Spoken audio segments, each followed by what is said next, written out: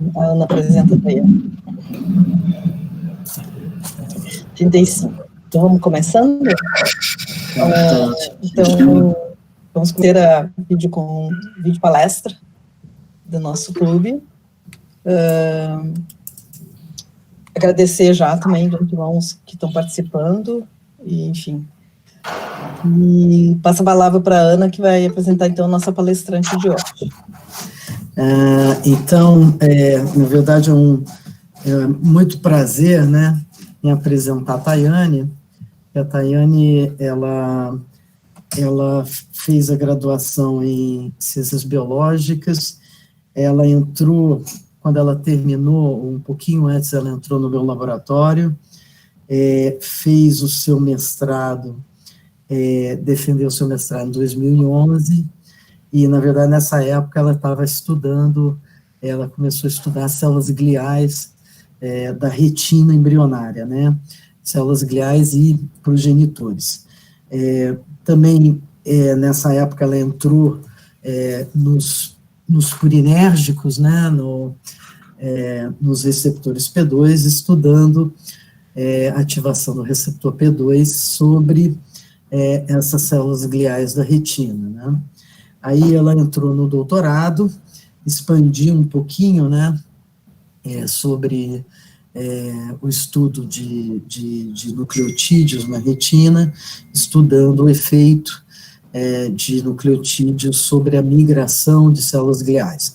Quer dizer, durante a formação dela, ela tem uma formação forte nesse tipo celular do sistema nervoso central, né, no caso da retina, e depois ela entrou no PNPD, né, no pós-doutorado, que ela está ainda no meu laboratório, na verdade, é uma pessoa que é fundamental, né, nos trabalhos do meu laboratório, e nesse pós-doutorado ela está com dois estudos, né, que é junto com o Guilherme França, que é um estudo sobre canabinoides e a interação dos canabinoides e os receptores P2X7 na retina, né, no desenvolvimento, e um outro estudo também é o estudo que ela vai apresentar hoje, que é a interação dos receptores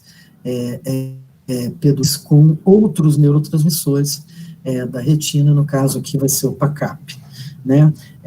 Na verdade, uma coisa muito importante que a Tayane está fazendo agora é uma colaboração com o grupo do Roberto Paes de Carvalho, onde nós estamos tentando, né, desenvolver uma tecnologia de medida de segundos mensageiros, né, usando os biosensores, né. Então, biosensores são aqueles plasmídeos, né, que você transfecta células e esses plasmídeos são proteínas-alvos, né, fluorescentes, e você consegue medir a atividade, a formação de segundos mensageiros. Então, a gente já conseguiu, vamos dizer assim, junto com o Roberto, o pós-doc do Roberto, alunos de doutorado do Roberto, medir cálcio intracelular por essa técnica. A gente, e aí mais a Tayane mesmo, fazer a detecção de AMP cíclico por uma sonda específica, e agora, mais recentemente, ativação da PKA por FRET, né, que é uma técnica que a gente pode fazer em confocal. Então, estamos buscando aí ver estimulação da ERK, da KT, que são vias, né, importantes, né, de sinalização dentro da célula. Então, a Tayane é a pessoa que está fazendo isso, né, junto a essa colaboração. Então, é um imenso prazer de apresentá-la, dizer que ela é uma pessoa maravilhosa, minha companheira, hoje em dia, no laboratório, tá? Tayane, desculpa, antes de tu falar, eu esqueci de lembrar, né, que enquanto a Tayane fala, quem quiser se inscrever para o final fazer perguntas, é só mandar ali pelo Messenger, e a Maria Rosa vai Isso. hoje. Não, deixa eu só acrescentar mais uma coisa, a Tayane ganhou o prêmio, Purinas, o prêmio do Purinas do ano passado, né? Quando eu não pude, ela me substituiu maravilhosamente, e, enfim, vamos lá. Muito bom. Eu vou pedir para todos desligarem os microfones enquanto a Tayane fala. Obrigada.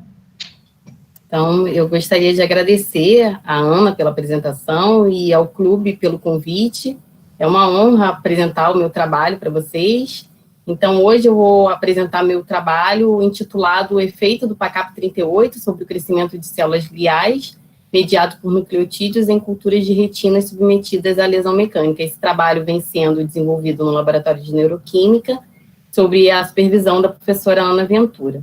Então, vou fazer uma breve introdução, vou falar sobre alguns trabalhos que nós publicamos ao longo desses anos, e vou falar desse trabalho, dessa linha de pesquisa com o PACAP, junto com o papel dos nucleotídeos na lesão.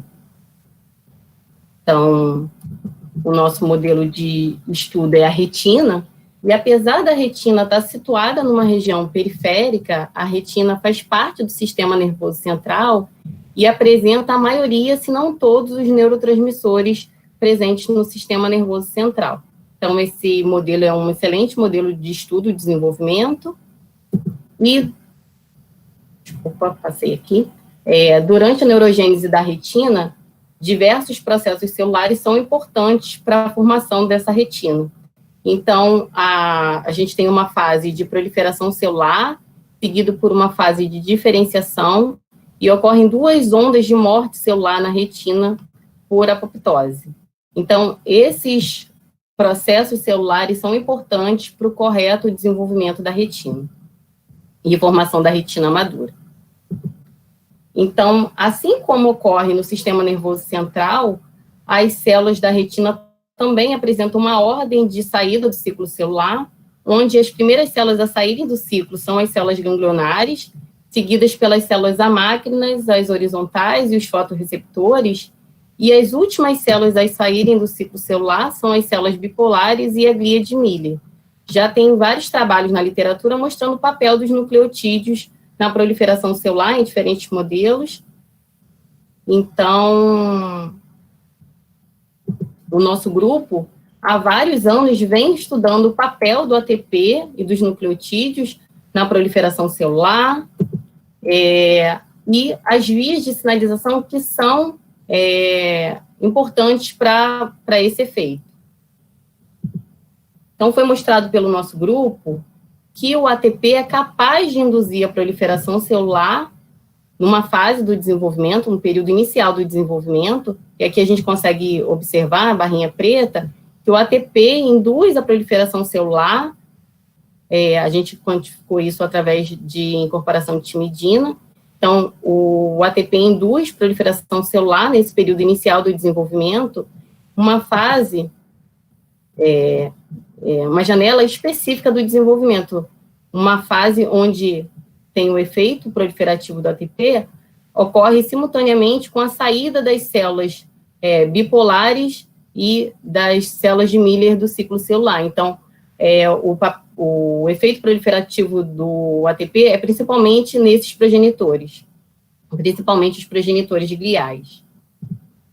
Então, mais recentemente, a Ana, com colaboradores, publicaram uma revisão mostrando a expressão dos receptores purinérgicos na retina madura.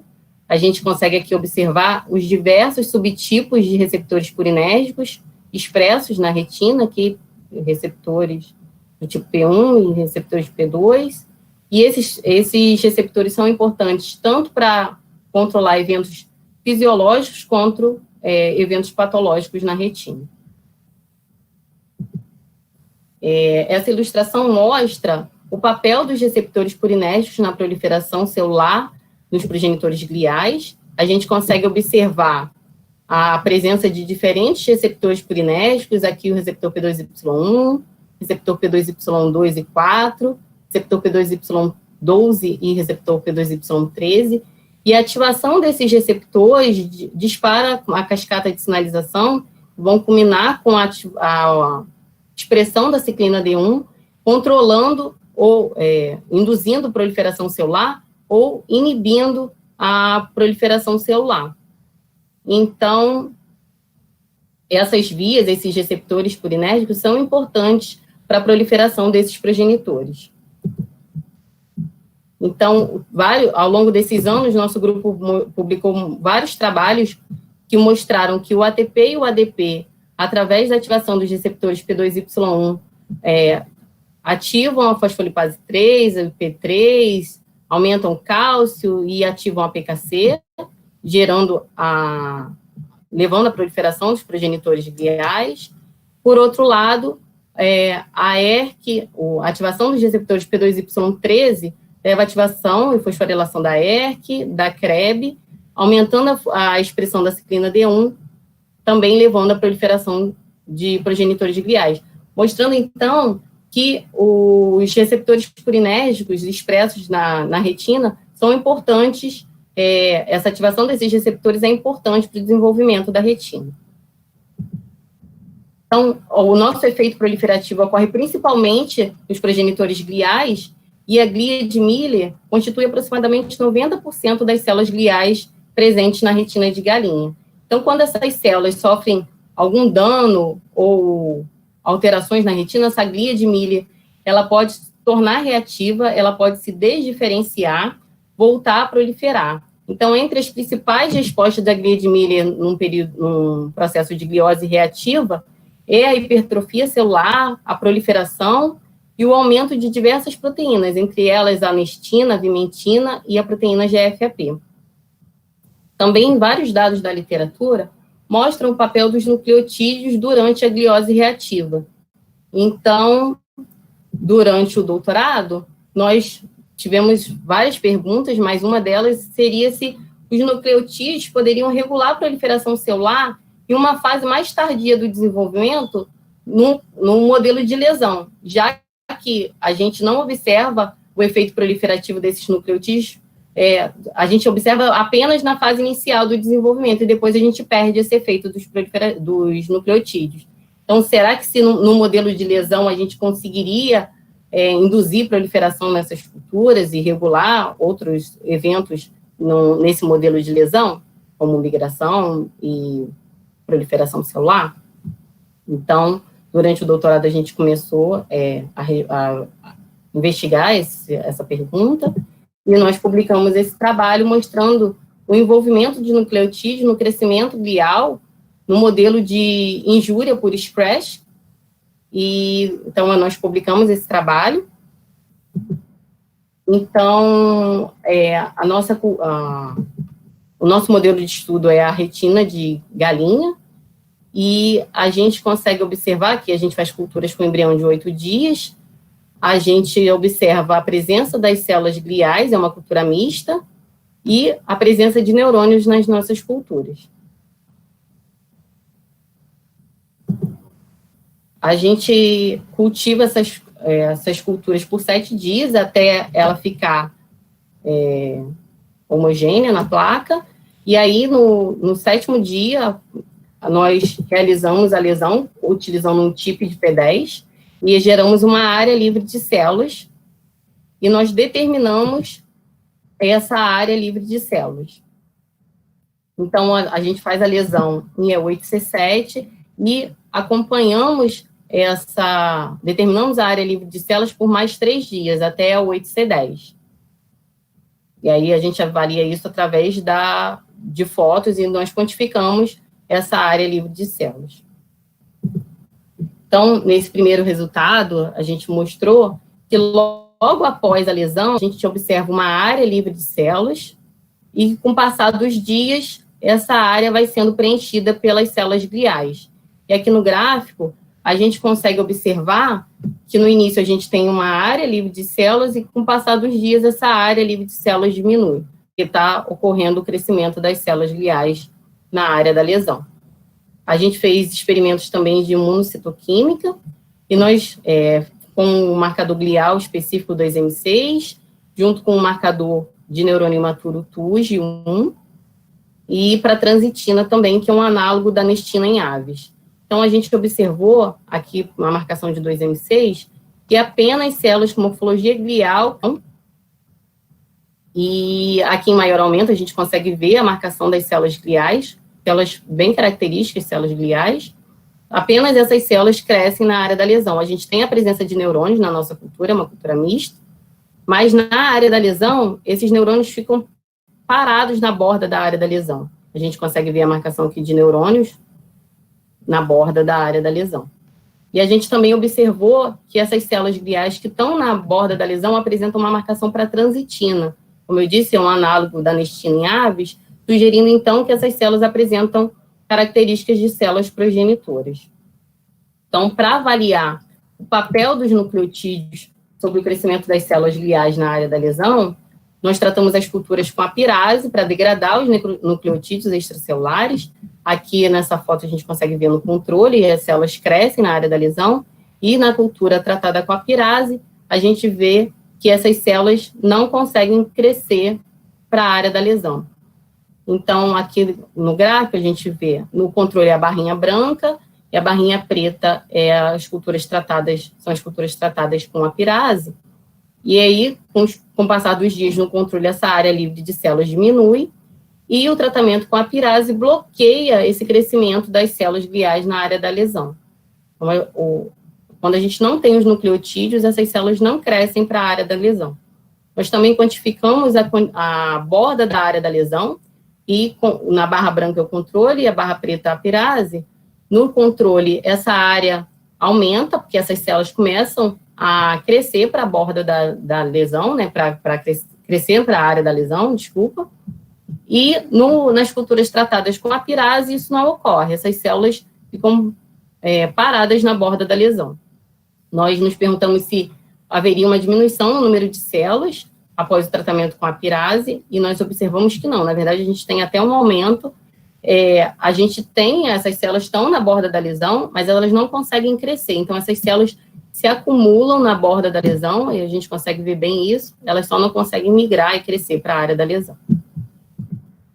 Então, nós nos perguntamos quais os receptores, se os receptores P2 estariam envolvidos nesse crescimento das células gliais na área da lesão. Nós tratamos as culturas com suramina, o RB2 e o antagonista MRS 2179, e nós observamos que o tratamento das culturas com a suramina e com o RB2 bloquearam o crescimento das células gliais na área da lesão, mostrando, então, que esses receptores P2 são importantes para o crescimento das células gliais. O antagonista MRS 2179 não teve efeito. Então, para avaliar a funcionalidade dos receptores purinérgicos, nós realizamos experimentos de cálcio intracelular para saber se as células que estavam na borda da lesão apresentavam receptores purinérgicos funcionais.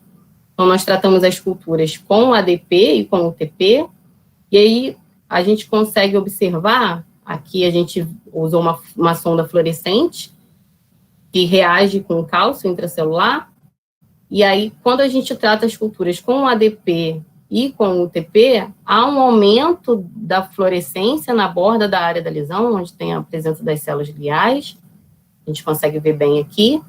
E, em comparação, quando a gente olha aqui o gráfico, que é até mais fácil de visualizar, quando a gente trata com ADP e com UTP, a gente consegue notar esse aumento do cálcio intracelular, mostrando, então, que esses receptores purinérgicos para ADP e para UTP estão expressos na glia, e esses receptores são funcionais.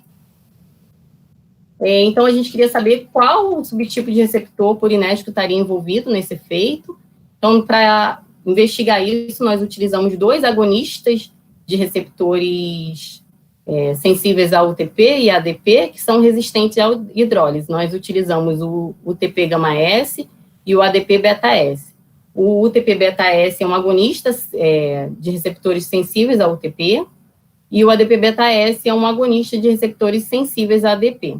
Então, quando a gente tratou as culturas com o ADP beta-S, a gente observou o crescimento aqui, né, no controle, E quando nós tratamos com a pirase, houve o bloqueio, como a gente já tinha mostrado.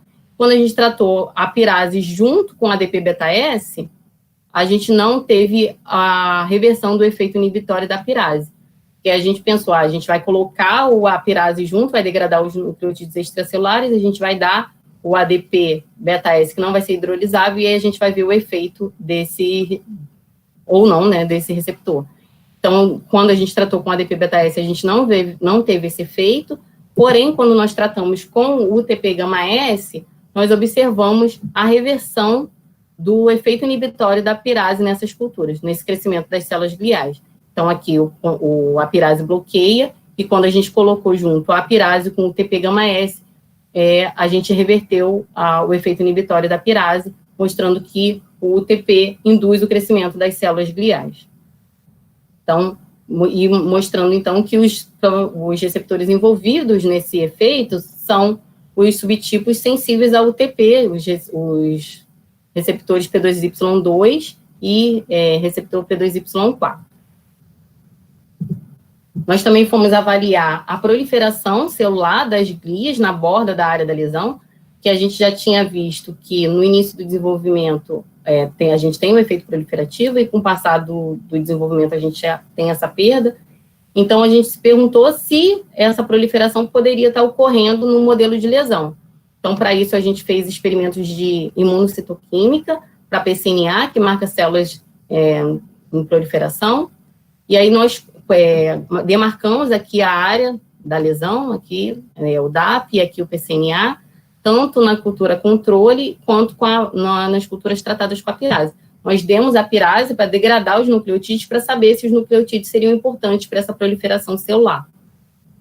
Então, aqui a gente quantificou o número de células PCNA DAP positivas, e nós quantificamos esse número de células. A barrinha branca é o controle, a barrinha preta é a pirase, e nós não observamos diferença entre o controle e a pirase, mostrando que quando a gente não tem os nucleotídeos, então os nucleotídeos não seriam importantes para essa proliferação celular no modelo de lesão.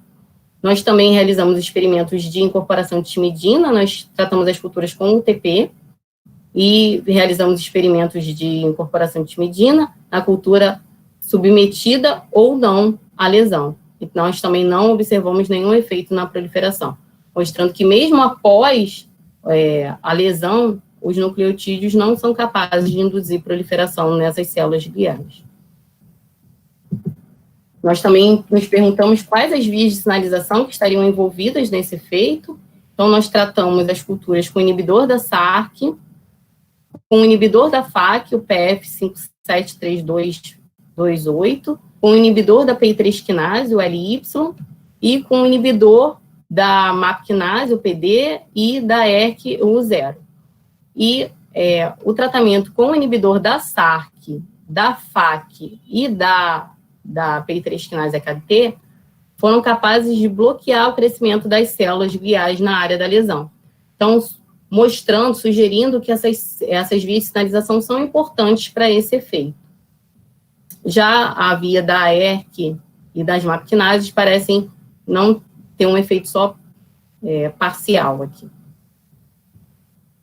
Então, para resumir, no modelo de lesão, o ATP e o UTP são capazes de ativar os receptores P2Y2 e P2Y4, ativar a via da SARC e da PI3 quinase AKT, induzir crescimento, adesão e migração das células gliais. A gente tem outros dados nesse artigo, que eu não vou ter tempo de mostrar, mas nós concluímos que o efeito da ativação desses receptores modulam tanto o crescimento quanto a adesão e a migração das células gliais.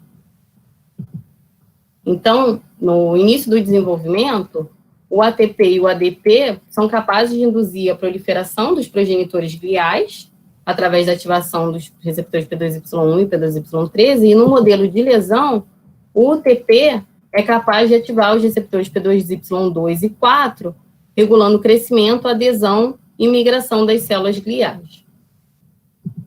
Então, uma pergunta que ficou foi que o crescimento glial mediado pelo UTP, ele ficou restrito ao espaço livre de células na área da lesão.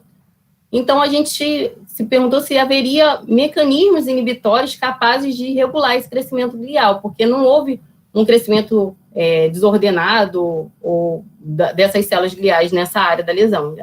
Ela se manteve, né? A gente teve o crescimento apenas nessa área livre de células. Então, a nossa próxima pergunta foi: qual o mecanismo inibitório capaz de regular esse crescimento glial? Então, a gente buscou na literatura e nós encontramos diversos trabalhos mostrando o papel do AMP cíclico, tanto estimulando quanto inibindo a migração celular. A gente tem vários trabalhos mostrando isso, e nós resolvemos avaliar isso nas nossas culturas, no nosso modelo de lesão. Então, nós tratamos as culturas com o análogo permeável do AMP cíclico, o 8-CPT AMP cíclico, e com a foscolina. E nós observamos que o tratamento com o 8-CPT e com a foscolina também foram capazes de inibir o crescimento das células gliais na área da lesão.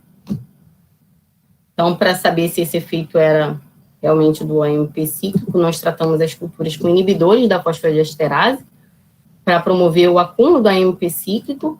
Então, nós tratamos as culturas com o RO 20, 17, 24 e o IBMX, são inibidores de fosfodiesterase, e nós observamos o mesmo efeito. O tratamento com esses inibidores bloquearam o crescimento das células gliais para a área da lesão, sugerindo, então, que o AMP cíclico tem um papel importante nesse crescimento. Já tinha dados anteriores do nosso grupo e do grupo do professor Roberto Paes de Carvalho, que a adenosina e a dopamina seriam capazes de induzir a produção de AMP cíclico na retina. Então, nós utilizamos dois agonistas, um agonista de receptor A2A, o CGS 1680, e o agonista de receptores de dopamina D1, o SKF 38393.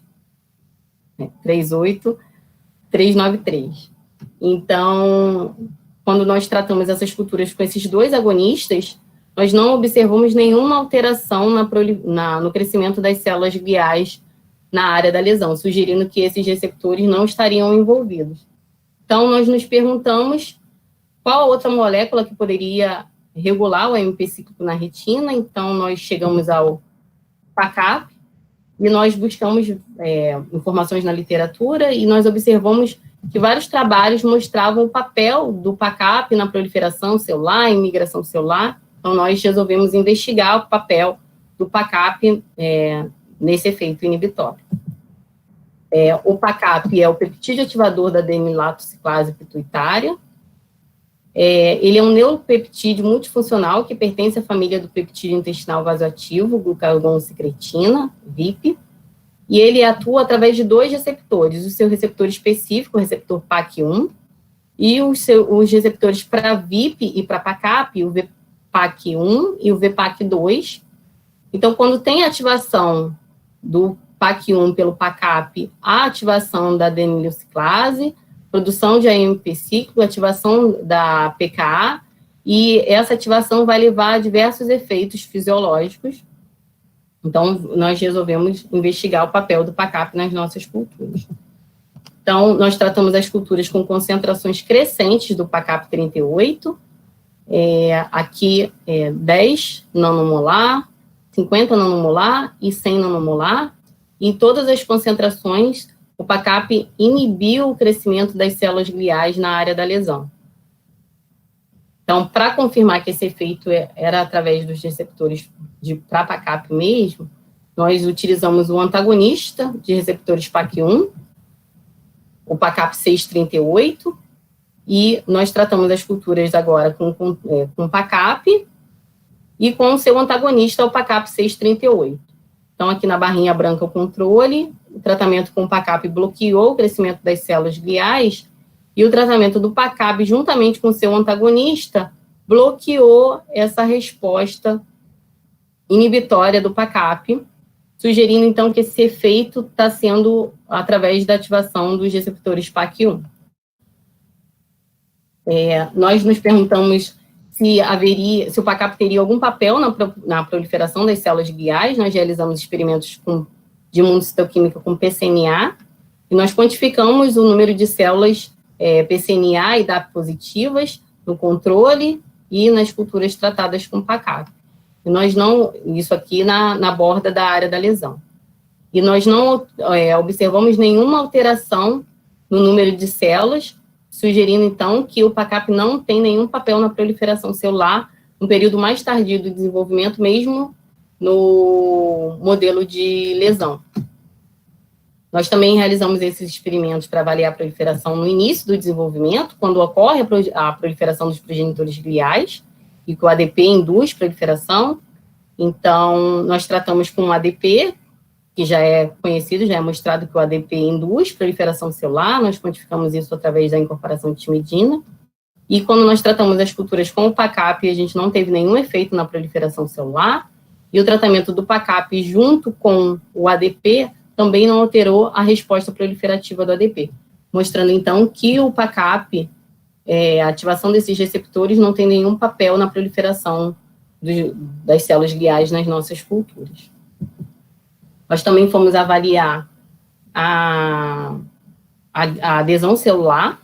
Então, para isso, nós tratamos as culturas com o PACAP, com a foscolina e com o antagonista, com o PACAP na presença do seu antagonista, o PACAP 638.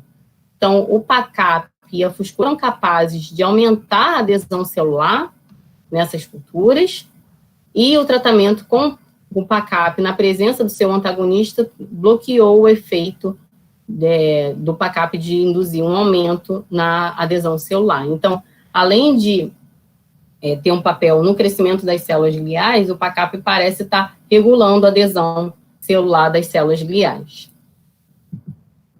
Então, para a gente ter mais respostas sobre a sinalização intracelular e as vias de sinalização envolvidas nesses efeitos, nós realizamos experimentos de transfecção por fosfato de cálcio. Como a Ana disse, esses experimentos foram realizados em colaboração com o laboratório do professor Roberto Paz de Carvalho. O Ivan nos cedeu os plasmídios, e desde então a gente tem colaborado com o Ivan, com a Aline, o Luiz, que tem ajudado nesses experimentos. E nós observamos, então, que a gente realiza a lesão. O primeiro passo é realizar a lesão, a gente faz em E8C6, depois a gente realiza a troca do meio, depois a gente coloca o plasmídio de interesse e prepara a solução de transfecção contendo o plasmídio, incuba essa solução por 15 minutos, depois a gente adiciona essa solução com plasmídio nas culturas, incuba por 5 horas, lava com Henks, realiza uma nova troca de meio e incuba por mais 48 horas. Depois dessas 48 horas, a gente realiza os experimentos no microscópio de confocal. Então, a primeira coisa que a gente foi avaliar foi o cálcio. A gente utilizou uma sonda fluorescente para cálcio e a gente tratou essas culturas com o UTP. A gente também tratou as culturas com plasmídio em A8C6, incubou por 5 horas, aguardou as 48 horas e então foi realizar o experimento. Então, a gente pode observar aqui que as células gliais, após o tratamento com o UTP, a célula glial, na borda da área da lesão, é capaz de ter o estímulo do cálcio. A gente tem um aumento do cálcio intracelular, a gente consegue ver que é um pico bem rápido, e depois desse tempo há uma diminuição dessa fluorescência, mostrando a diminuição da resposta. E a gente foi avaliar isso porque a gente já tinha visto isso através dos experimentos com a sonda com FU3AM, e aí a gente ia fazer também nessa célula transfectada para saber se o UTP continuaria respondendo, essas células responderiam ao UTP. Então, a gente conseguiu, novamente, mostrar que essas células gliais respondem ao UTP, que essas células apresentam receptores funcionais. Então, depois nós fomos avaliar o AMP cíclico através da sonda Flamindo 2. As culturas foram transfectadas com plasmídio Flamindo 2, também em A8C6 após a lesão, e depois de 48 horas esses experimentos foram realizados. Nós utilizamos a sonda Flamindo 2, e quando o AMP cíclico se liga no sítio aqui na EPAC, há uma mudança conformacional induzida pela ligação do AMP cíclico, que altera a intensidade da fluorescência. Então, aqui, a gente pode observar, aqui a gente tratou as culturas com PACAP e com a fosfolina, e o aumento, né, a formação do AMP cíclico é percebido como uma diminuição da fluorescência, tá? Então, quando a gente tem a formação do AMP cíclico, a gente vai ter uma diminuição da fluorescência. Então, a gente pode observar que após o estímulo, há uma diminuição aqui na fluorescência, em comparação aqui em 0 segundos e aqui em 120 segundos, a gente tem uma diminuição da fluorescência. O tratamento com PACAP também induziu uma diminuição da fluorescência, mostrando, então, que houve a formação do AMP cíclico. Tanto a fosfolina quanto o PACAP foram capazes de induzir a formação do AMP cíclico nas células gliais na borda da lesão. Nós também realizamos experimentos com esses biosensores. A gente tratou essas culturas com a CAR3-EV, fizemos a lesão, tratamos em A8C6 por 5 horas e depois de 48 horas realizamos os experimentos. Essa técnica de FRET é a transferência de energia por ressonância de Foster e é um processo de transferência de energia de forma não radioativa entre 2 fluoróforos, um que é o aceptor e o doador. Então, esse biosensor apresenta um domínio ligante e um domínio sensor. Aí apresenta uma proteína fluorescente ciano aqui, que vai ser o doador, e a proteína fluorescente amarela vai ser o aceptor, tá? Então, quando a PKA se liga no peptídeo com senso de fosforilação da PKA, há uma alteração no domínio sensor, que passa a emitir fluorescência no comprimento de 475 nanômetros, e aí ocorre uma mudança conformacional global e ocorre o FRET. E aí ocorre o FRET e o doador estimula, emite a fluorescência para o aceptor, que passa a emitir a fluorescência em 530 nanômetros, mostrando então que houve ativação da PKA. Então, nós utilizamos aqui, a gente tratou as culturas aqui, o controle, tratamos com a fosfolina, e a gente consegue ver bem a morfologia das células gliais. O tratamento com a fosfolina foi capaz de induzir a ativação da PKA nas nossas culturas, essas células gliais na borda da lesão. Nós também observamos o mesmo efeito no PACAP, aqui também mais de uma célula glial, e a gente vê a resposta do PACAP, mostrando, então, que o PACAP é capaz de induzir a ativação da PKA nessas culturas. Nós fomos avaliar uma outra via de sinalização que é importante também para a migração celular, enfim, e que a gente já tinha visto que o TP era capaz de fosforilar a AKT. Então, a gente fez um experimento de imunocitoquímica com o marcador glial 2M6 e com a fosfa-AKT. Nós tratamos as culturas por 5 minutos com o UTP, e nós observamos, como a gente já tinha observado no trabalho anterior, que o UTP é capaz de fosforilar a AKT em 5 minutos. Nós tratamos as culturas também com a fosfolina por 5 minutos, e nós não observamos nenhum efeito na fosforilação da AKT. E quando a gente colocou a fosfolina junto com o UTP, parece que a fosfolina inibe a fosforilação induzida por UTP.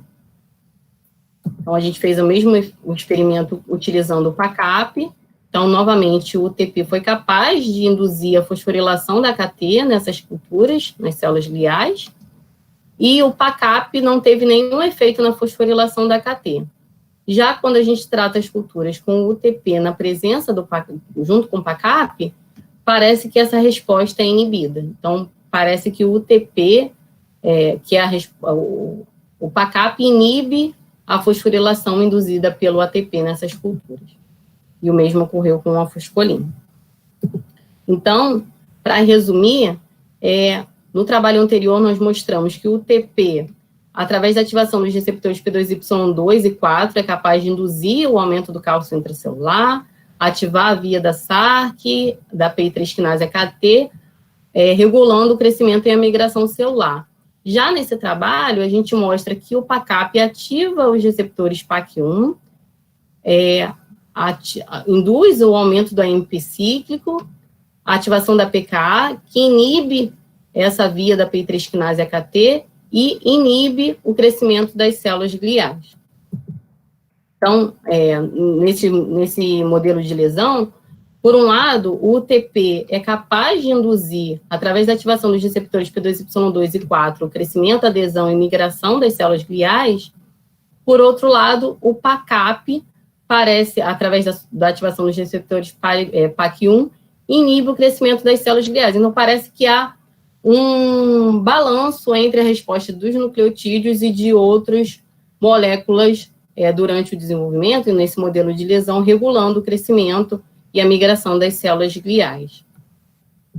Então, eu gostaria de agradecer ao pessoal do Laboratório de Neuroquímica, a professora Ana Ventura, os alunos de iniciação científica, o Luiz, que iniciou, é um ex-aluno do laboratório, iniciou os experimentos com o PACAP, a Paloma também participou desse projeto, as alunas de iniciação que estão atualmente no laboratório, a Alice e a Luane. Na pós-graduação, a gente tem o aluno de mestrado, Alessandro Fernandes, a gente tem o apoio técnico da Sara, que é super importante, e como colaboradores a gente tem o Dr. Guilherme Raposeiro França, que está com a gente no laboratório, já foi aluno do laboratório e agora é professor na Unirio, e o aluno do Guilherme, o Gustavo, que também está fazendo mestrado, e agradecer a colaboração do laboratório do professor Roberto Paz de Carvalho, do Ivan, da Aline e do Luiz Felipe, que colaboraram nesses experimentos de transfecção.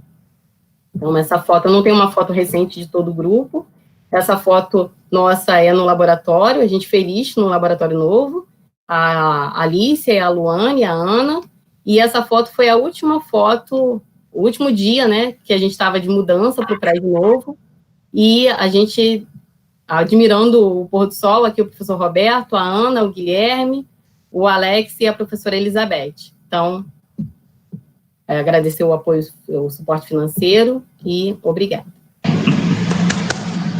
Muito bom. Parabéns, Tayane, pela apresentação, brilhante trabalho, resultados lindos, né, da biosinalização.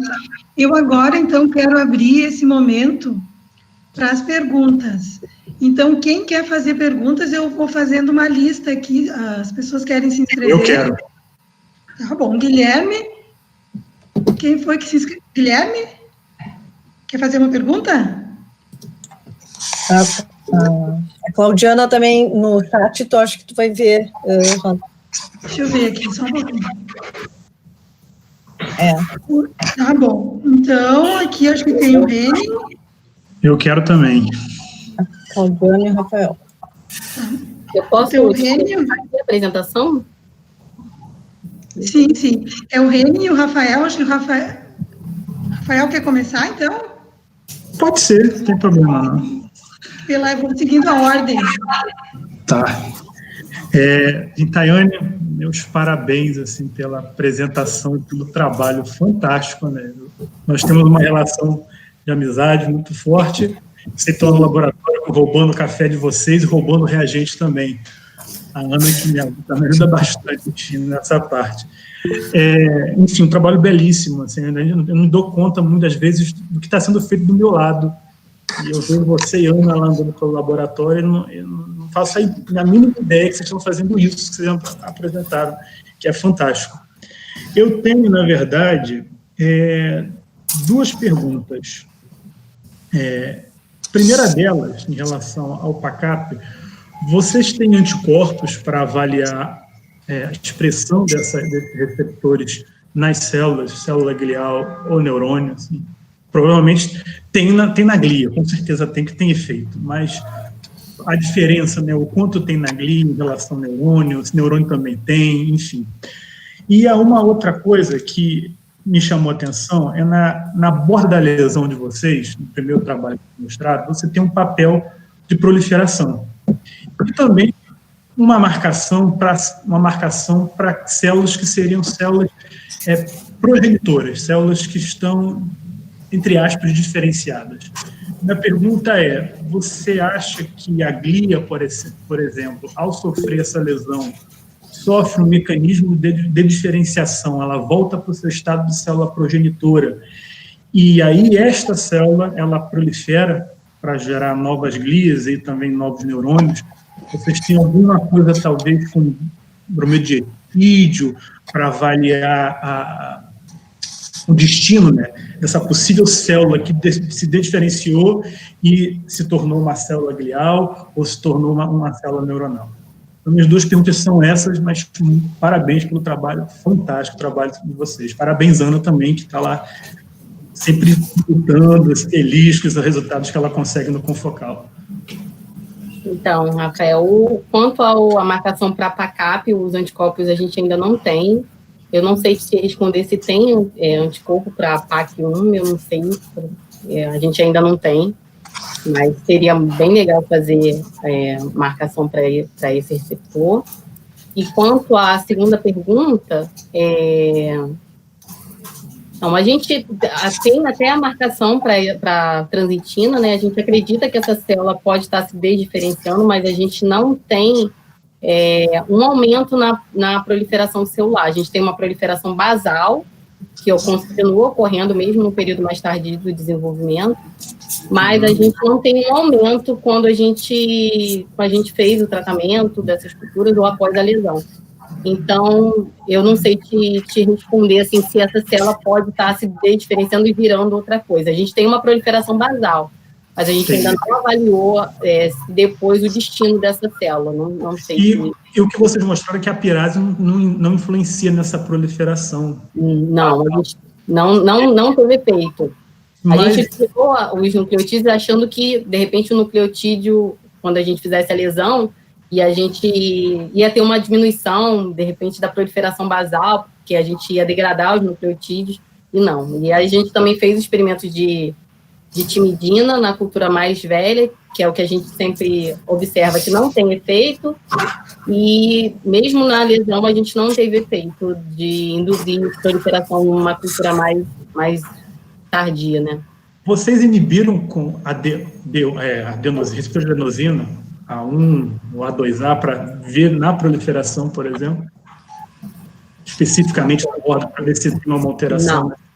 Não. Nessa idade, nesse trabalho, não. Tá. Então tá bom. Obrigado. Muito bom. Nada. Mais perguntas, né? Seguindo na sequência, agora é o professor Henning. Sim. Excelente trabalho, né? Até que me lembro que no começo, né, nós colaboramos no meu laboratório, né, para estabelecer essas medidas de cálcio, né? E lembrei dessas medidas com ATP e UTP, né, que basicamente essas taxas, né? Bem, então, a pergunta é a seguinte, né? Se o AMP cíclico, né, tem uma função chave, sim? Na resposta por exemplo, do receptor P2Y13, né? Como você, na verdade, né, está vendo, né, que o P2Y13, né, ele basicamente é um receptor acoplado à proteína GI, não é isso? Ou GS. Sim? Sim. Então, como você está vendo esses efeitos, né, P2Y13, né, que é GI, juntamente com o PACAP, né, que eu entendi, né, aumenta o AMP cíclico, sim, né, e outra vai diminuir. Talvez eu não peguei isso muito bem, mas você poderia explicar. Eu não entendi a pergunta, peraí, deixa eu voltar. No P2Y13, a gente viu no início do desenvolvimento, né, ele regula proliferação no início. Então, a gente tem a participação dos dois receptores, do P2Y1 e do P2Y13. Então, esses dois receptores são importantes para a proliferação. Se a gente inibe o P2Y13 ou o P2Y1, a gente perde essa resposta proliferativa no início do desenvolvimento. Sim. Já no efeito na lesão, o que a gente observou foi a ativação dos receptores P2Y2 e 4. Sim, mas o P2Y13, né, ele está também expresso, ele participa também, ou como ficou? A gente ainda não avaliou a expressão do receptor P2Y13, a gente ainda não tem esse, para te dizer se mais no período mais tardio a gente teria mais expressão ou menos expressão do receptor P2Y13. Sim, né, porque entendo isso, né, que você tem, né, que você, basicamente, você identifica ele no início, no desenvolvimento, né, mas eu acredito que esse receptor está lá também posteriormente. A gente ainda não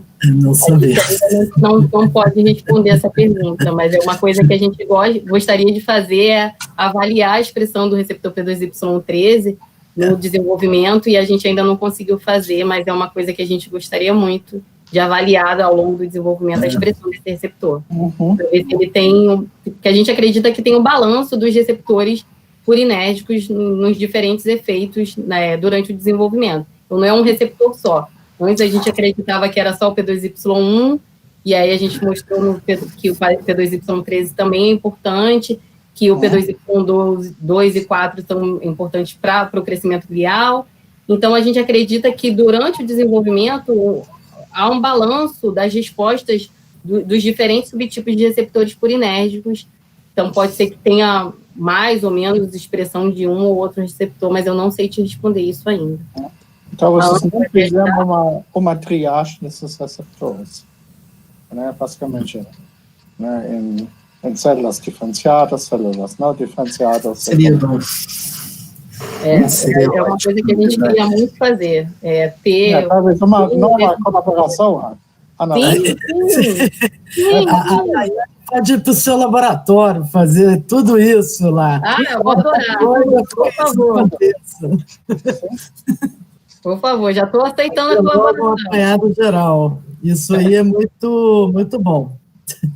Seria ótimo. Mas eu ainda... O receptor P2Y13 é altamente interessante. Sim. Né? Porque isso me interessei quando você fala no começo, né? Também, né? Que um receptor, né? O último trabalho de Herbert Zimmermann, que ele publicou, se baseia nesse receptor. Sim. Ele promove a proliferação glial, mas ela inibe a neurogênese. Inibe o quê? Neurogênese. A neurogênese. Isso é bem interessante. Interessante. Mas a gente tem interesse, sim, em avaliar o papel do P2Y13 e ver a expressão dele ao longo do desenvolvimento. Tá legal. Então, eu gostaria de parabenizar pelo trabalho, sim? Obrigada, professor Remy. Na sequência, agora eu tenho a Márcia. Oi, Tayane. Boa tarde. Tayane, parabéns pelo seu trabalho, parabéns, Ana. Nossa, trabalhos lindíssimos, imunofluorescências maravilhosas. Nossa, realmente fiquei muito impressionada. Eu, na verdade, assim, já fui uma vez na UF fazer uma apresentação de alguns resultados, e desde então eu tenho, assim, um desejo muito grande de fazer uma colaboração com Ana, com Roberto, Alexandre, enfim. Ainda não aconteceu, e agora veio toda essa pandemia aí para dar mais uma atrapalhada, mas eu sei que vai acontecer, porque eu vejo, assim, coisas que podem contribuir muito, e que talvez eu possa também contribuir para o trabalho de vocês, mas eu vejo muita coisa e fico, assim, extremamente empolgada com o trabalho de vocês, né? Então, eu tenho algumas perguntas, assim, eu acho que eu não vou conseguir fazer todas, mas, enfim, quando você fez aquele ensaio do cálcio, eu fiquei na dúvida, posso ter perdido quando você falou da metodologia. Essa medida de cálcio, você está medindo de estoques intracelulares, ou você está vendo a entrada de cálcio do meio extracelular, ou você, na verdade, não diferenciou isso? Não, é cálcio intracelular. Estoques de cálcio intracelular. Você acha, não diretamente, você acha que é possível... Você viu pelo meio extracelular ou não? Porque o mecanismo de sinalização dispara do cálcio intracelular. Mas será que não pode ter um cross-talking com outro receptor e você vê essa entrada de cálcio via extracelular? Você chegou a ver isso ou não? Então, a gente tem a ativação do receptor, e aí a ativação desse receptor promove a entrada do cálcio, e aí esse aumento, que a gente tem a marcação, a fluorescência basal, e aí após o estímulo a gente vê esse aumento no cálcio intracelular. Então, é através da ativação desse receptor que a gente induz esse aumento. Então, mas você vê destoques intracelulares. Então, o cálcio que está dentro da célula, o cálcio intracelular, não especificamente dos estoques intracelulares. Ah, sim. Posso complementar? Pode. É porque esses receptores do UTP, ADP, eles são metaborotrópicos, né? Sim. Então, na verdade, eles liberam do estoque intracelular e depois eles acaba abrindo tudo na membrana, né? Na verdade, a gente não diferenciou, né? Mas a gente sabe que, pelo menos, não tem nenhuma evidência de abrir direto na membrana, entendeu? É por isso que são metabotrópicos, né? Quando a gente joga ATP, por exemplo, que na verdade, aí pega P2X, aí vai abrir tudo, né? Aí é diferente. Vocês usaram algum antagonista de receptor P2Y2 no trabalho de vocês? Sim. Fizeram. É que eu não vi isso, eu fiquei querendo, porque eu estou querendo saber. Porque tinha muitos resultados para mostrar. Porque eu não mas a gente avaliou o cálcio utilizando o antagonista de P2Y2, e aí a gente teve o efeito, a gente avaliou o cálcio, a gente fez blot para o P2Y2, eu não tenho dúvida que o P2Y2 está envolvido, não. Eu fiquei com essa curiosidade. E eu vou só assim, uma perguntinha final. Vocês viram ou querem ver, ou acham que tem alguma relação do P2Y2, por exemplo, com perfil de expressão de proteínas de citoesqueleto, proteínas de filamento intermediário, por exemplo, como a vimentina? Porque a vimentina é uma proteína... Bom, as proteínas de citoesqueleto importantes nesse processo todo de migração, e a vimentina é uma proteína de filamento intermediário regulada por fosforilação, e ela é importante também, assim, por exemplo, ela participa da fisiologia, contribui ali para a função mitocondrial, e aí eu fiquei curiosa, na verdade é uma curiosidade, porque tem trabalhos, acho que até em células de câncer de mama, falando que a ativação desse receptor regula proteínas de citoesqueleto, e a vimentina está dentro desse grupo de proteínas. Aí eu fiquei super interessada, já que vocês estão falando dessa parte de migração, vocês viram alguma coisa, vocês acham que tem essa participação, se vocês têm interesse em estudar isso, e essa é uma curiosidade minha. Então, o P2Y2 está relacionado sim com migração, tem vários trabalhos mostrando que o receptor P2Y2 tem uma sequência que é importante, que se liga na integrina e regula a dinâmica do citoesqueleto, então tem muito trabalho relacionando o P2Y2 com migração celular e rearranjo de citoesqueleto. A gente fez experimentos bloqueando, na verdade, a gente avaliou a migração e a adesão, mas a gente utilizou o antagonista geral de receptor P2, não específico para P2Y2, no caso da migração. Mas a gente acha que sim, que esse é o receptor envolvido na migração celular e que está regulando a adesão também. E aí vocês pretendem olhar alguma coisa em termos dessas proteínas de citoesqueleto ou não? A gente tentou vimentina, a gente não conseguiu marcar, mas a gente fez vimentina. A gente viu... Eu apostaria na vimentina. O citoesqueleto de actina, né? Muda completamente. Completamente, né? A gente não deu para mostrar. Muito, muito forte. No citoesqueleto, a célula fica, quer dizer, as fibras de estresse diminuem, tem toda uma alteração ali, pelo menos na actina, né? O sítio de adesão focal. De faloidina. A gente avaliou a faloidina e a gente viu uma diminuição, a gente avaliou também a vinculina, que está no sítio de adesão focal, e houve uma diminuição da expressão da vinculina, um desarranjo, não é um desarranjo. Organização.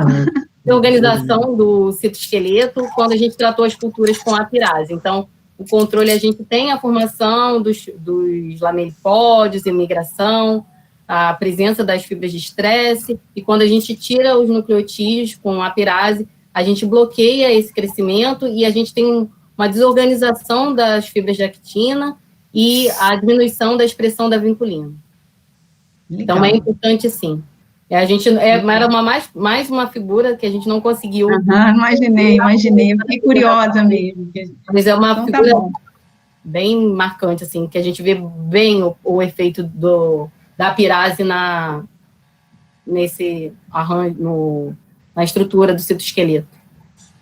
Tá bom, olha, só tenho a te parabenizar o grupo todo, espero em breve conseguir estreitar essa colaboração, e parabéns, Tayane, uma apresentação excelente, muito obrigada por ela, tá? Obrigada pela pergunta. Obrigada, então agora nós temos na sequência a Ana, e nós temos mais alguns inscritos, então nós vamos encerrar as inscrições para as perguntas agora. Eu chamo a Ana.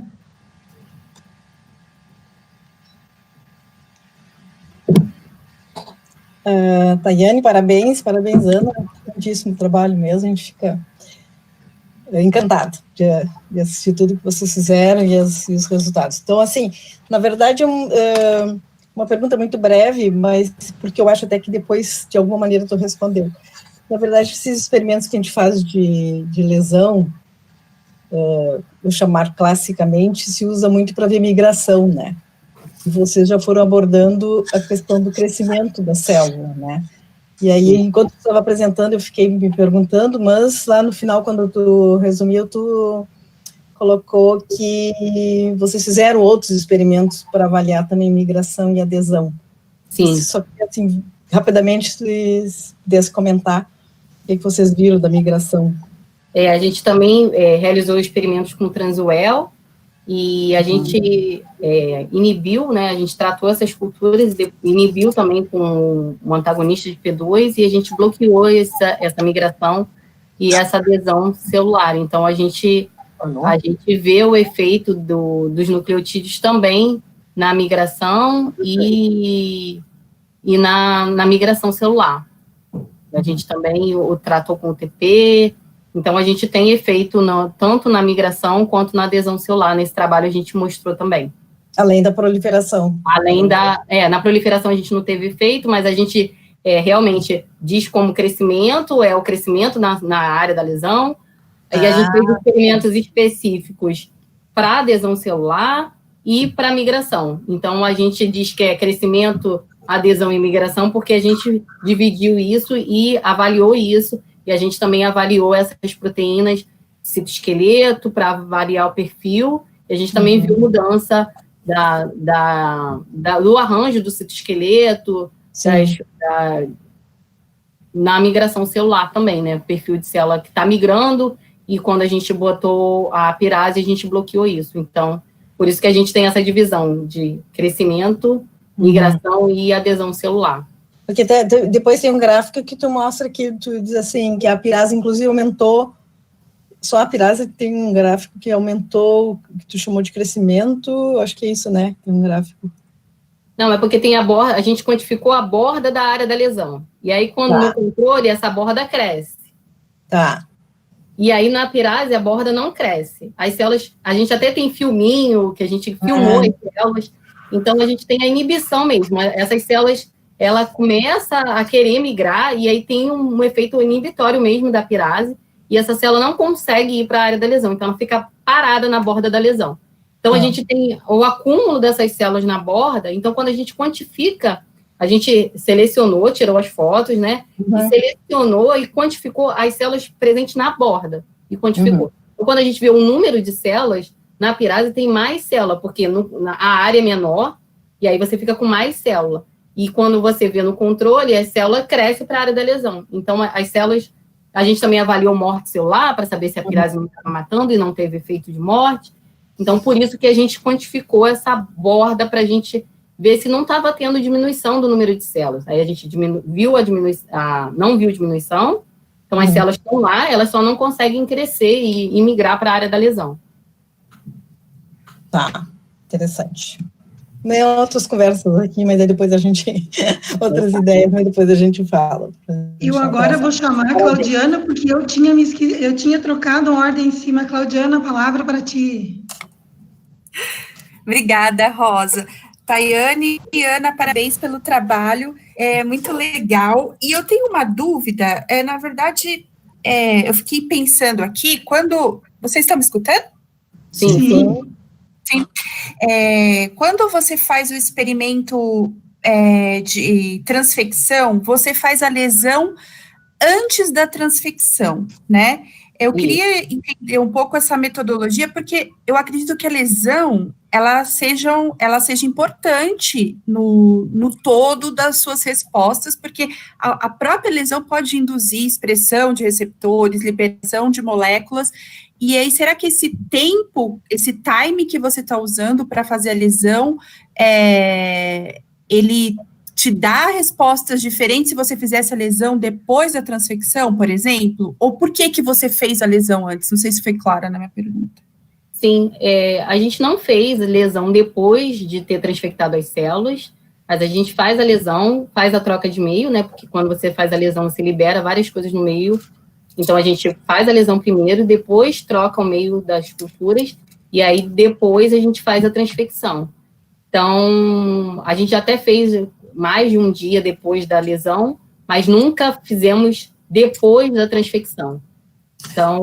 Posso fazer um comentário aí? Na verdade, o que eu acho é que não vai fazer muita diferença, não, sabe? Por quê? A gente faz a lesão e, na verdade, a transfecção ocorre em algumas células, não são todas as células que pegam esse plasmídio, né, ou que conseguem expressar o plasmídio em níveis bons para se detectar, né. Então, a gente, na verdade, se preocupou mais com o tempo que a célula levou para expressar do que se ela estaria mudando o padrão. A gente não acredita muito, porque, na verdade, não são todas as células que estão sendo transfectadas, entendeu? Depois da transfecção, a gente também espera mais 48 horas até a realização dos experimentos. Então, a gente ainda tem esse tempo, porque a gente espera para as células passarem a expressar o plasmídio, enfim. Então, a gente já tem esse tempo de mais 48 horas após a transfecção e após a lesão. O que a gente... Vocês estão eliminando, então, o que as células liberam a liberação de moléculas devido à lesão, vocês estão cortando fora, então, né? Porque vocês ainda tiram o meio, trocam o meio e só estão vendo o depois, que já está recuperado, na verdade. Sim, é porque a gente também acompanha o crescimento das células por mais 3 dias. Então, a gente também está mantendo as células gliais para a célula crescer na área da lesão e a gente conseguir diferenciar essas células que estão na borda da área da lesão. Então, a gente espera mais 2 dias, que também é o tempo dessas células crescerem para a área da lesão. No nosso trabalho, a gente faz a lesão e acompanha essas culturas por mais 3 dias. E aí é que essas células começam a crescer e a partir do segundo dia que a gente consegue ver efeito no crescimento em relação ao controle. Então, também tem isso, da gente ter o tempo das células gliais crescerem na área da lesão. Obrigada. Nada. Agora, então, eu chamo o Roberto.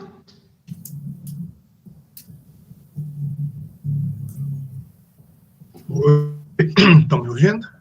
Sim. Oi? Opa! Agora não mais, tá? Roberto? Estão me ouvindo? Sim. Sim. Olha só, Tayane, parabéns. Está me ouvindo? Sim, Tayane, parabéns. Ana, parabéns. Tem uma pergunta que é o seguinte, é simples. Oi? Mostrou que a ativação do... Tá travando. Acho que é melhor Roberto, desligar. quem sabe escreve aqui no comentário. Ele escreve. Tá aqui, ó. Ele já mandou, eu não estou vendo as perguntas. É porque está congelando, Roberto. Isso. Então, agora o Reni, novamente. E depois tem a Carla. Reni? Será que a nossa ligação... Reni, você está sem microfone. O Alex também. Porque você falou, nessa medida de cálcio intracelular, obviamente, sempre pode envolver a entrada de cálcio de fora, né? E também existe um mecanismo chamado calcium-induced calcium release, né? Onde uma grande resposta intracelular, né, também, né, tem uma interferência com canais na membrana, né? E poderia entrar, na verdade, cálcio, né? Poderia um fluxo de cálcio pela membrana citoplasmática, né? Só um comentário, só isso, né? Obrigada. Agora, então, a Carla. Tá sem microfone, Carla. Carla? Oi.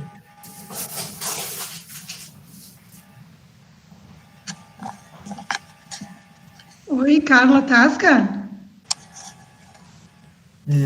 Alguma conexão que está...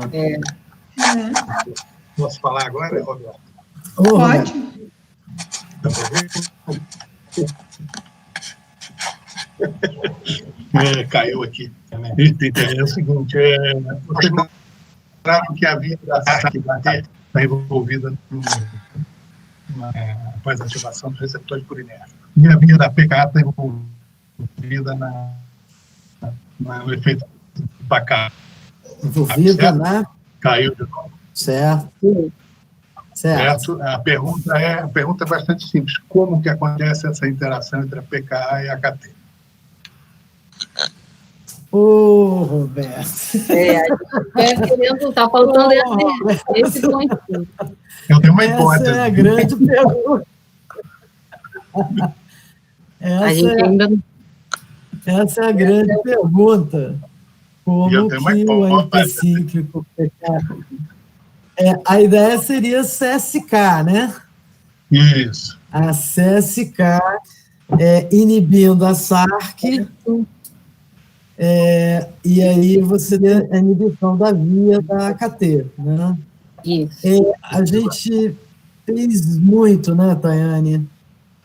Fizemos milhares de experimentos de Western blot para ver a CSK, a atividade da CSK, para ver a inibição do resíduo 500 e tantos lá da SARC, para ver o 416 estimulatório da SARC, e a gente não conseguiu chegar a um resultado coerente.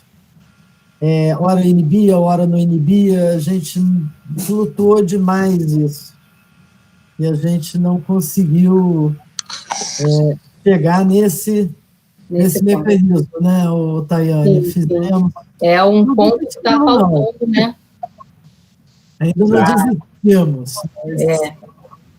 Até a transfecção para KT também, que a gente estava tentando fazer pelo FRET, para ver diretamente se tinha regulação da KT, mas a gente ainda não conseguiu, né? Mas vamos tentar, continuaremos tentando. A sonda que a gente tem, né, para os outros acompanharem, né, o Roberto tem também a sonda para ativação da KT e a sonda para ativação da ERK. Então, a gente quer mostrar que o PACAP vai inibir a ativação da KT via a AMP5. Então, aquilo que a gente vai no imuno, né, a gente quer ver pela própria ativação da enzima, né? Que é aquilo que nós estamos... O SHRNA da CSK. Ah, também. Esse SH é bom. Sim, sim. Para a gente tirar essa SK, né? Isso. Não é isso? Isso. Aí, Tayane. Isso é interessante. Isso. Bom, assim que voltar, a gente volta a bater lá, Roberto. Para pedir mais alguma coisa. Não somos mais nada por você, Roberto. Está correndo. Eita, agonia. Em breve vamos estar de volta. Parabéns, Tayane. Obrigada, Roberto. Obrigado pela colaboração de sempre. Eu tenho aqui na sequência a Carla e o Guilherme, e aí nós encerramos as perguntas. Carla? Eu acho que a Carla saiu, eu acho que... Então, o Guilherme, depois vamos ver se a Carla entra. Tá. Guilherme, então? Tá ok. Tayane, parabéns pelo trabalho aí, tá bem legal mesmo, e eu fiquei, assim, pensando sobre as ações do PACAP, né? Vocês chegaram a pensar alguma coisa relacionada ao efeito do PACAP, modulando a expressão ou até mesmo a atividade de ectonucleotidase? Ainda não pensamos, não. Ainda não. Mas eu não sei. Não, porque se o PACAP aumentar a atividade de uma ectonucleotidase, ou até mesmo a expressão, pode aumentar a hidrólise do UTP, né? No celular, e aí a célula não migraria. Eu nunca vi nenhum trabalho, não sei se a Ana viu, de PACAP regulando ectonucleotidase, não sei. Isso é uma pergunta para a Ana Batachini, né? Para ela dar uma dica para a gente, né? Se as ectonucleotidases podem ser reguladas por fosforilação via PKA, por exemplo, se tem evidência disso, né? Não sei se a Ana ainda está aí. Não, eu posso comentar, assim, foi na época que a Márcia Vink estava fazendo mestrado, a gente abordou essa questão, porque quando, primeira vez que a sequência da pirase foi determinada, ela demonstra realmente ciclo de fosforilação. Nós tentamos investigar isso, para ver se essas regulações de aumento da atividade, diminuir a atividade, seriam por fosforilação, mas infelizmente naquela época, por questões de falta de anticorpos específicos e do conhecimento maior dessas enzimas e dessas proteínas, a gente não seguiu adiante. E, que eu saiba, ninguém nunca mostrou. Então, é realmente uma incógnita, assim. Para a terceira enzima ali da cadeia, né, a 5-linucleotidase, hoje já tem algum resultado que relaciona algum receptor de adenosina ativando a expressão da própria enzima ou inibindo, agora eu não me lembro. Mas da hidrólise dos nucleotídeos mesmo, do ATP e do ADP, até hoje ninguém mostrou como que elas são reguladas. Então, mas teoricamente é possível, mas metodologicamente os únicos que eu sei que tentaram fomos nós e ninguém foi atrás. É possível, né? Mas enfim. Entendi qual é a ideia. A Márcia está aí também ainda, a Márcia pode comentar alguma coisa, porque foi ela que trabalhou mais com essa parte. Mas nunca mais ninguém fez. Uma vez, para não dizer que nunca mais ninguém fez, a gente estava no encontro só de ectonucleotidase, que aconteceram 3 encontros, né? E eu perguntei para um dos pesquisadores que eu acho que eu e a Márcia consideramos que mais entende da estrutura dessas enzimas, um americano, e comentei do nosso resultado, e ele disse que ele tentou e desistiu, que era muito difícil de comprovar esse tipo de mecanismo com essas proteínas. Então, ficou assim, o que tem, né, Ana, é o controle de expressão das enzimas, né? Talvez não esteja por fosforilação. A expressão das enzimas, eu acho que... Aí sim, aí isso tem. Quando você tem lesão do tecido nervoso, você tem aumento de algumas nucleotidases. Isso tem. Tem até um estudo, assim, que até não foi publicado numa revista de muito impacto, mas me gravou muito. Eles pegam o cérebro, fazem uma lesão num lado, tipo uma incisão, assim, e altera toda a expressão das nucleotidases no outro hemisfério do cérebro. Mas na retina também já tem trabalhos mostrando assim. Então, isso sim, isso eu acho que o que o Guilherme falou não me ocorreu na hora, mas é bem, bem importante ver também, né, esse papel. Que afinal elas estariam regulando a sinalização, né, aquilo que eu sempre é isso, é interessante. De repente a AKT poderia estar participando, né, não sei. Você já viu que a AKT é importante? Não sei. TKA, AKT. Eu sei que tem um efeito também da ER, que a Ana, eles estavam trabalhando com isso numa época com o efeito da ER, que acho que não inibiu tanto, né? Não, o crescimento, né? Então a ER que é meio que... É mais na proliferação mesmo, lá no progenitor mesmo. Tá. Então era isso. Obrigada. Obrigada. Eu passo a palavra à Ana agora, então. Então, foi muito produtiva a nossa tarde de sexta-feira. Essa é a nossa intenção, né? A gente não só fazer uma apresentação, mas poder trocar ideias, ter algum tipo de contato. Então, mais uma vez, eu acho que foi um sucesso o nosso seminário. E se alguém mais quer colocar algum comentário geral? Só agradecer muito as perguntas e interesse, né, Tayane? Muito bom. Sim, muito legal. E voltar a discutir ciência, né? Então, quero parabenizar o clube também pela iniciativa que torna nossas pesquisas produtivas, voltar a discutir ciência. Muito bom mesmo.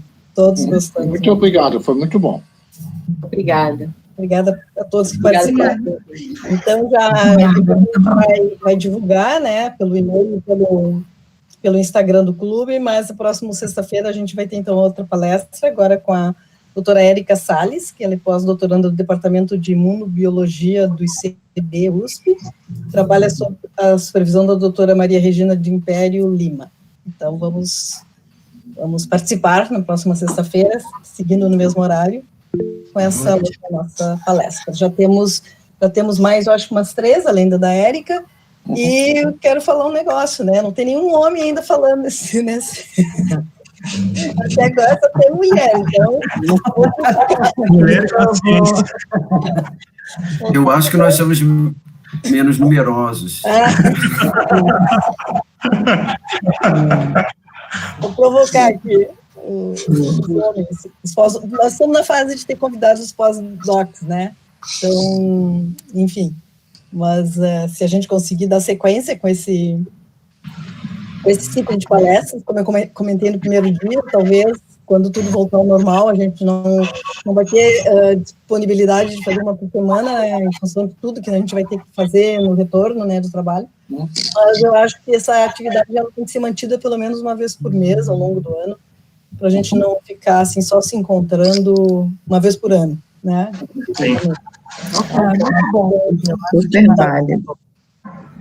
E veio para ficar.